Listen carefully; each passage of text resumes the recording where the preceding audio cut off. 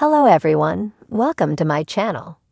Please subscribe and keep watching more details. The Curse of Oak Island.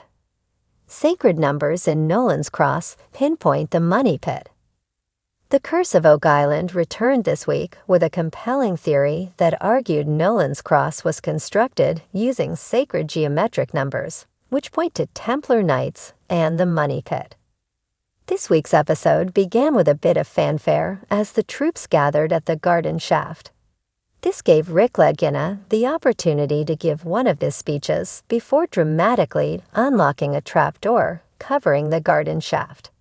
The team then left Dumas to get on with excavating the shaft. In the meantime, everyone gathered in the war room to hear the intriguing theory of Brian Farreau. Brian has been examining the dimensions of Nolan's cross and has concluded that it holds the key to the whereabouts of the money pit.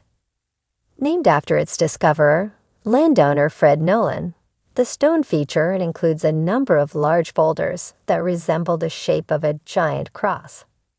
Brian called the cross a megalithic and mathematic phenomenon and claimed it is constructed using sacred geometry.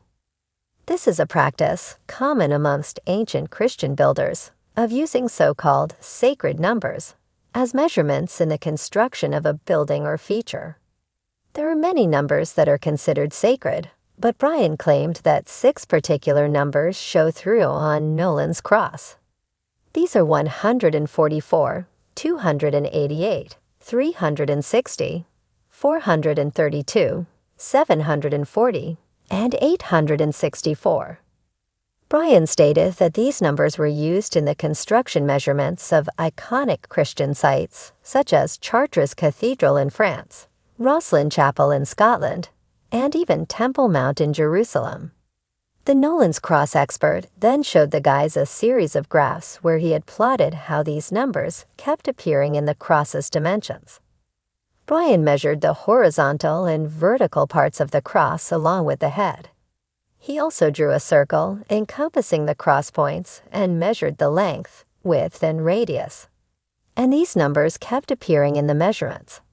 If a number didn't look right, Brian would convert it from feet into inches, and voila, there would be a sacred number. Brian had even more shocking information for the gang. Using a circle, he drew straight lines out from the center and each point of the cross, and found they intersected at a point that landed just a few feet to the west of the garden shaft. This would be a helluva coincidence. The theorists declared that this was the location of the money pit. Combined with the precious metal in the water and the network of tunnels recently uncovered, it really seems as though everything is pointing to the money pit. Craig Tester joked that they should have had Brian in years ago, as he would have saved them some time. The fellowship asked Brian who could have built the money pit and left Nolan's cross as a marker. He had no doubt.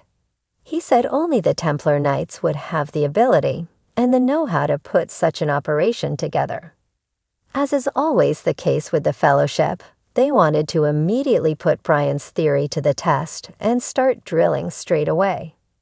But they have to wait for Dumas to finish excavating the garden shaft first. Luckily, the guys can probably combine the two tasks and have Dumas check out the spot as soon as they have the chance. By the end of the episode, Dumas had already completed the first 2 levels at the garden shaft.